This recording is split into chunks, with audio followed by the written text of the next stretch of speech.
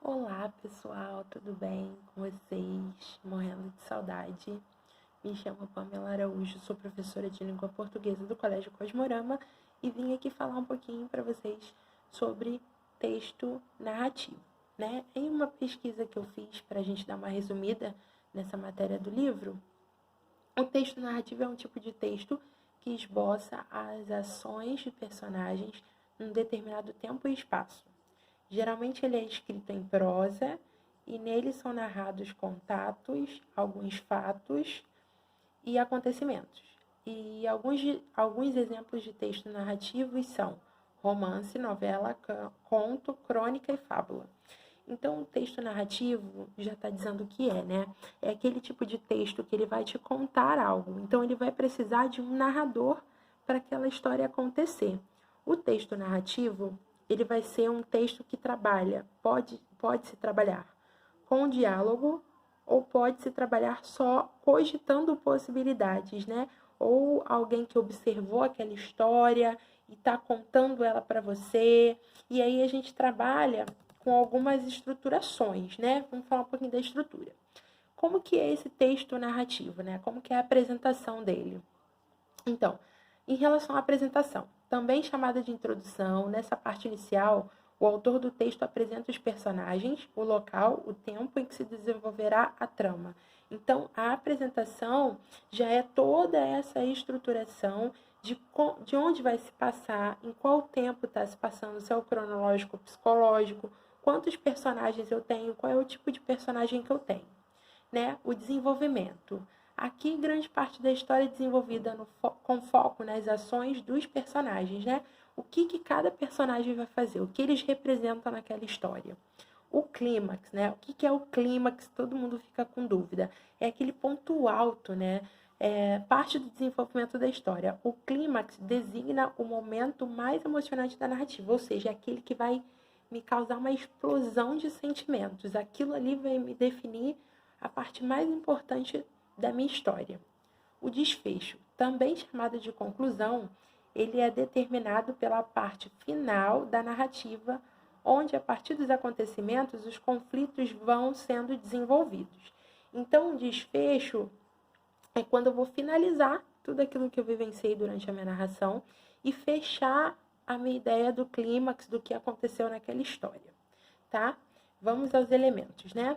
Aí temos lá toda aquela estruturação que eu falei antes com vocês e como que a gente vai organizar, como que nós iremos organizar a estruturação dentro dessa narrativa, né? Vamos aos elementos. A gente tem de elemento narrador, personagem, espaço e tempo, né? Aí, como eu já falei com vocês antes, o tempo ele pode ser tanto cronológico quanto psicológico. O que seria o tempo psicológico? O tempo psicológico é aquele que vai me fazer relembrar de algumas situações. Há 5 anos atrás, há 8 anos atrás, ontem, mais tarde. Então, vai me dar possibilidades que aconteceram comigo, né? Em tempos anteriores e em tempos futuros. Já o tempo cronológico é o que vai acontecer agora, né? É, de fato, o tempo do relógio. Por exemplo, eram 9 horas da manhã quando me deparei com um ladrão na porta. Só para vocês poderem fazer essa diferença, tá? O narrador, né? É aquele que narra a história, divide-se em observador, personagem ou iniciante. O observador, o nome já diz, né? Que o observador é aquele que vai observar. O personagem é aquele que participa da história. E o onisciente é o que pode participar da história e contar ao mesmo tempo. Então, ele vai fazer o papel tanto do observador quanto do personagem, tá? Vamos lá. O enredo. Trata-se da estrutura da narrativa, ou seja, a trama em que se desenrolaram as ações. São classificados em enredo linear e enredo não linear, né? Então, a gente tem duas formas de enredo. Personagens. São aqueles que compõem a narrativa, sendo classificados em personagens principais, que é o protagonista e o antagonista, personagens secundários, que são os adjuvantes e os coadjuvantes. Desculpa, gente. Tempo está relacionado com a marcação do tempo dentro da narrativa. Por exemplo, uma data ou um momento específico. O tempo pode ser cronológico ou psicológico. Espaço. Local onde a narrativa se desenvolve. Podem ocorrer no ambiente físico, ambiente psicológico ou ambiente social, tá? Então, o que seria o ambiente físico? É isso aqui, né? Esse momento aqui. O ambiente físico é aquele que eu posso transportar para mim. Por exemplo, estava sentada no sofá pensando em como faria aquele jantar em família. É uma possibilidade. O psicológico é aquele ambiente que você vai pensar em tempos atrás, né? Em como aconteceu lá atrás, em alguma situação que você vivenciou. E o social é quando você está reunido com outras pessoas, tá? Vamos lá. Aí vamos aos tipos de narrador, né? Falei, o narrador personagem é aquele que está em primeira pessoa. Ele vai narrar a história em primeira pessoa, né? É um personagem e participa das ações. O observador é aquele que vai narrar em terceira pessoa. Ele conhece os fatos, mas não participa da ação. E o onisciente é aquele narrador que conhece os personagens e a trama. Nesse caso, a história é narrada em terceira pessoa. No entanto, quando apresenta fluxo de pensamentos de personagens, ela é narrada em primeira pessoa. Então, ela vai poder ter a participação dos dois lados, tá? Tanto da terceira quanto da primeira pessoa. Aí, entramos na questão do discurso.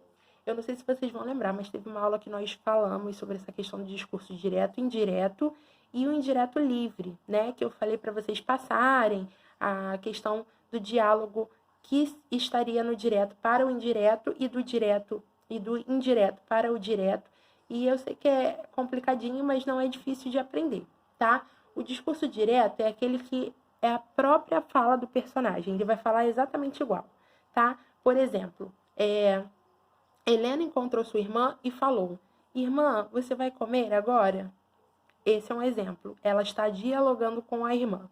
Já o discurso indireto é aquele que o narrador vai interferir na fala do personagem, né? E aí ela pode dizer assim: Helena encontrou com sua irmã e perguntou. Helena encontrou com sua irmã e perguntou se ela iria comer agora. É diferente. A gente já não utiliza o diálogo, a gente passa a nossa própria fala, tá? Em outras palavras, é narrado em terceira pessoa, uma vez que não aparece a fala do personagem, igual eu acabei de falar com vocês. No discurso indireto livre, há intervenções do narrador e das falas do personagem. Nesse caso, funde-se o discurso direto com o indireto. Então, há uma transformação aí do indireto livre, né? Você vai utilizar tanto um como o outro, tá? Então, você vai trabalhar com as duas possibilidades de discurso. E aí, pessoal, a gente trabalhou, né, nessa aula sobre texto narrativo, que eu colocaria isso para vocês no teste, né? E eu acho interessante a gente poder falar um pouquinho sobre isso. Eu espero ter ajudado vocês a tirarem as dúvidas, né? Para que a gente possa fazer um bom teste, tranquilo. E espero ter ajudado aí a sanar um pouquinho dessas dúvidas.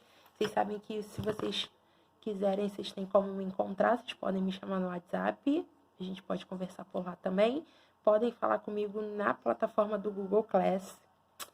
E, né, por e-mail também, que eu já disponibilizei tudo isso para vocês, tá? E ver se vocês conseguem dar uma lida também, tá bom? Nesse tópico do livro de vocês, que eu acho bem interessante, até mesmo para que vocês adaptem, né, essa questão de vocês. Começa no capítulo Texto e Linguagem, Texto Narrativo 1, página 37, tá? Então, eu espero ter ajudado vocês, para que vocês consigam sanar essas dúvidas, e qualquer coisa, vocês podem me procurar, tá bom? Beijo grande, fiquem com Deus.